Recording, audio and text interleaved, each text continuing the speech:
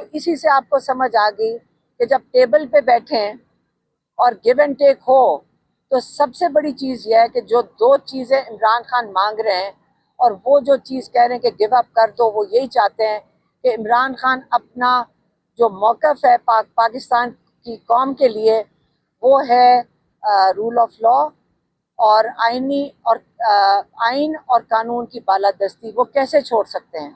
تو اگر ہم آج یہ کہیں گے، اگر کوئی اور پوائنٹس ہیں جن کا آپ کا خیال ہے کہ عمران خان کو انصاف مل سکتا ہے جوڈیشری سے، تو آپ وہ بتا دیں، باقی پوائنٹس ہم لے جائیں گے عمران خان کے پاس، اور کسی کو لے کے جانے کی ضرورت نہیں ہے، یہ ہم واضح کر دیں۔ کیونکہ ہم جو یہاں ویلاگز اور یہ بلاگرز سے سنتے ہیں کہ آج پتہ نہیں رات کو کوئی چلا گیا اور دن کو کوئی چلا گیا اور باہر سے کوئی امریکہ سے آ گیا، ہم بھی اس چیز سے ذرا، یہ ڈسٹریکشنز ہیں، اس کی کوئی ضرورت نہیں ہے۔ آج سے ہم کہہ رہے ہیں کہ یہ سب کچھ بند کر دیں، نہ عمران خان بھی نہیں ہے اس کے بعد، آپ وہ ہر دفعہ واضح کرتے ہیں کہ میرے پاس کوئی نہیں آیا، ہر دفعہ وہ واضح کرتے ہیں کہ میں کوئی ڈیل نہیں کر رہا ہوں، لیکن آپ یہ چیزیں ڈسٹریکشنز بند کر دیں۔ آئندہ کے لیے ہم آپ کو بتا رہے ہیں، یہ دو پوائنٹس جو تھے عمران کے، ان پہ تو وہ پیچھے نہیں ہٹ رہے، جو چیزیں ان سے آپ مانگ رہے ہیں۔ اگر اس سے علاوہ کوئی پوائنٹس آپ ہمیں بتا دیں، ہم عمران خان کو بتا دیں گے۔ اگلا پوائنٹ ہے کہ انہوں نے 26ویں ترمیم کا یہ پہلے انہوں نے 9 مئی کے بعد جو اصلی چیز ہے وہ ہے 26ویں ترمیم۔ اس کے لیے انہوں نے کیوں کی 26ویں ترمیم؟ اس کے ان کی وجوہات عمران خان نے پھر آج واضح کی ہیں۔ 26ویں ترمیم انہوں نے سب سے پہلا جو پوائنٹ تھا، انہوں نے جو کہا تھا، جو 8 فروری کو الیکشن ہوا تھا اور اس میں جو اتنی بڑی دھاندلی ہوئی تھی، اس کو کور کرنے کے لیے اپنا یہ جو چوری شدہ مینڈیٹ نون لیگ اور نون پیپلز پارٹی نے کیا تھا، اس کو چھپانے کے لیے، کیونکہ آپ یاد رکھیں یہ ترمیم جو ہے 26ویں ترمیم، یہ اعظم تارڑ اور بھون نے بنائی تھی، جو کہتے ہیں کہ نون لیگ کے لوگ ہیں۔ ایک دوسرا ان کا مقصد ہے جو ہیومن رائٹس ابیوزز ہوئے ہیں، جو جیلوں میں لوگ ہیں اور جن کے ساتھ ظلم ہوا ہے، آج وہ بھی آپ سے اس کو چیلنج کر سکتے ہیں آپ کو کہ جو ہمارے ساتھ ظلم ہوا ہے، اس کی کوئی، ہمیں بھی تو اس کی کوئی کمپنسیشن ہونی چاہیے، یہ اس کو کور کرنے کے لیے۔ اور تیسری چیز کون سی تھی؟ نہیں، ایک اور چیز بھی تھی۔ ہاں ہاں تیسرا بھی کوئی پوائنٹ تھا۔ ہاں اچھا، جب یہ انہوں نے جب کر لیا، تیسرا انہوں نے بتایا کہ جو انہوں نے اس کے جو نتائج ہیں اور ان کے جو فیصلوں کے اوپر جو اثرات ہوئے ہیں پاکستان پہ، آپ وہ بھی سمجھ لیں 26ویں ترمیم کے۔ پہلا، سب سے پہلے یہ ہوا ہے کہ آپ کی جوڈیشری نے ایگزیکٹو کے آگے انہوں نے ہینڈ اوور کر دیا اپنی ذمہ داری۔ جب انہوں نے ملٹری کورٹس کے یہ قبول کر لیا کہ کوئی بھی سویلین ملٹری کورٹس کے اندر جا کر اس کے اوپر کوئی سزا ہو تو وہ ایکسیپٹیبل ہوگی، اس کا مطلب ہے کہ جوڈیشری نے اپنا رول ایگزیکٹو کے ماتحت کر دیا۔ اور یہ یاد رکھیں کہ یہ 26ویں ترمیم میں بھی نہیں ہے، یہ 26ویں ترمیم میں بھی نہیں ہے، اور یہ جو سپریم کورٹ نے فیصلہ دیا ہے، یہ انہوں نے اس کو غلط طریقے سے اس کی وہ تشریح کی ہے۔ تو یہ جب یہ نہ آپ کے آئین میں نہ 26 ترمیم میں اس میں لکھا ہے، تو یہ کیسے سپریم کورٹ کے 5 ججز نے یہ فیصلہ دے دیا کہ ہم آج ایگزیکٹو کے ماتحت ہو گئے ہیں؟ تو آپ نے جوڈیشری کی کو وہیں پہ آپ نے کمپرومائز کر دیا۔ ایک، اب اس کے اور اگلا نتائج بتاتے ہیں۔ اگلا نتائج میں جو ایک اور چیز آتی ہے کہ عمران خان کے کیسز لگنے ہوتے ہیں کورٹ کے اندر، یا کوئی اور کیس لگے گا۔ اب ججز کے پاس یہ اختیار ہی نہیں ہے، وہ اتنے بے بس ہیں۔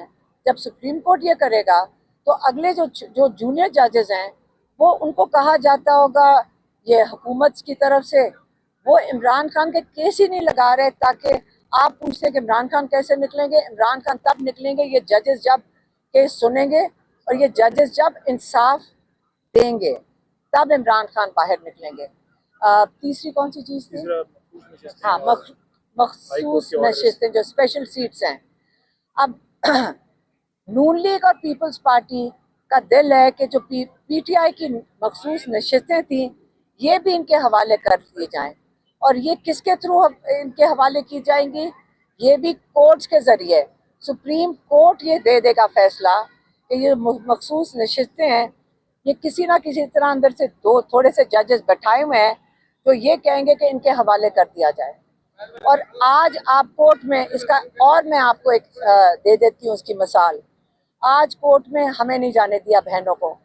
جج صاحب نے کئی دفعہ کہا کہ عمران خان نے اس پہ احتجاج کیا تو جج صاحب نے کئی دفعہ کہا جیل جو انتظامیہ ہے کہ آپ ان کو اندر آنے دیں. انہوں نے جج صاحب کا حکم ماننے کا تو سوچا، ان کو پرواہ نہیں ہے کہ جج صاحب ایک حکم دے رہے ہیں. اس میں یہ ہوتا ہے کہ جج ان کے اوپر توہین عدالت لگاتا ہے، ان کے اوپر سزا بھی ہو سکتی ہے. لیکن آج جج صاحب اتنے اپسیٹ ہوئے اور اتنے ناخوش تھے اس بات سے کہ جو اندر سے لوگ ہیں انہوں نے بتایا کہ جج صاحب اس بات پہ کورٹ سے ہی اٹھ کے چلے گئے. انہوں نے کہا میں کورٹ میں نہیں بیٹھوں گا. اب یہ ایک جج کی آپ بے بسی دیکھ لیں کہ جب اس کا کوئی حکم نہیں مانے گا تو وہ کچھ بھی نہیں کر سکتے، وہ بے بس ہو چکے ہیں. یہی وجہ ہے کہ عمران خان کہہ رہے ہیں کہ جہاں پہ نہ قانون ایک ملک میں اس کی کوئی ججز کی کوئی اوقات ہے، نہ قانون ہے اس وقت، نہ اس وقت آئین کی کوئی اس کی بھی پاسداری کی جا رہی ہے. تو اس لیے عمران خان نے کہا ہے ہائی کورٹ کا فیصلہ ایک کرنل اٹھا دیتا ہے. ہاں ہائی کورٹ کا فیصلہ ایک کرنل اٹھا دیتا ہے. ہاں ایک والا پوائنٹ رہ گیا کیونکہ آج ہم نے خود نہیں سنا کہ مجھے کئی چیزیں یاد نہیں آ رہی.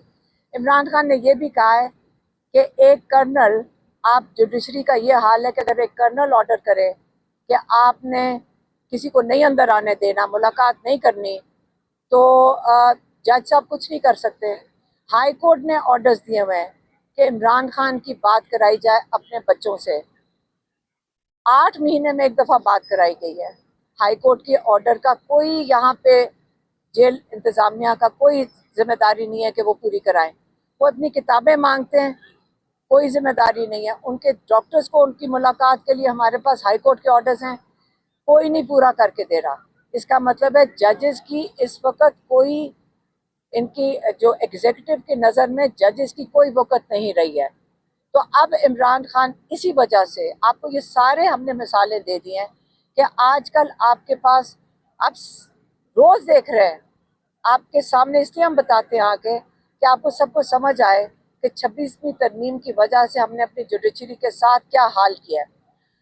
اس لیے عمران خان نے کہا ہے کہ میں پورے پاکستان میں ایک میس موومنٹ شروع کروں گا، ایک پورے ملک گیر ایک احتجاج ہوگا، تحریک ہوگی. وہ ہوگی آئین اور قانون کی بالادستی کے لیے، آئین اور قانون کی بالادستی کے لیے. یہ تحریک پورے پاکستان کے لیے.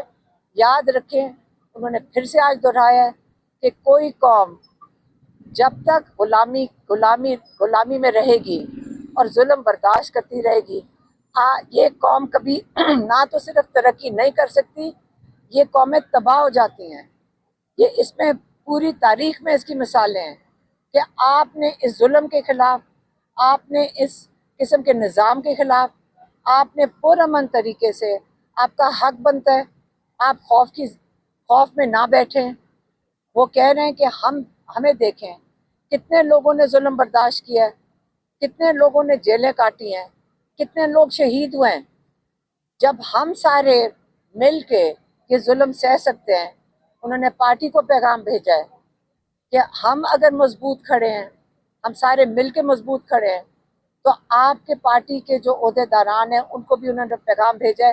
اب وقت آ گیا، آپ فیصلہ کر لیں کہ آپ نے مضبوط ہو کر پاکستان کے لیے کھڑے ہونا ہے. اگر آپ کو خوف ہے، اگر آپ یہ نہیں وزن اس کا بوجھ برداشت کر سکتے تو کوئی حرج نہیں ہے، آپ ان عہدوں سے الگ ہو جائیں تاکہ وہ لوگ آ کے کر سکیں جو یہ بوجھ برداشت کر سکیں گے. اور آپ خوف زدہ نہیں ہونا چاہیے، کیونکہ یاد رکھیں حق کے ساتھ اللہ تعالیٰ کھڑے ہیں. جو لوگ حق کے ساتھ کھڑے ہیں ان کے ساتھ اللہ تعالیٰ ہے. آپ اس سے علاوہ ہمیں کسی کی ضرورت نہیں ہے. اس لیے اگر آپ چاہتے ہیں کہ عمران خان بھی باہر نکلے، کیونکہ ہمیں روز لوگ پوچھتے ہیں کہ عمران خان کب باہر نکلیں گے، ہم گھر سے نکلتے ہیں सड़क पे जाते हैं, लोग पूछते हैं इमरान खान कब निकलेंगे। इमरान खान तब निकलेंगे जब जजेस इमरान खान का केस सुनेंगे और आज़ादाना तरीके से फैसला देंगे।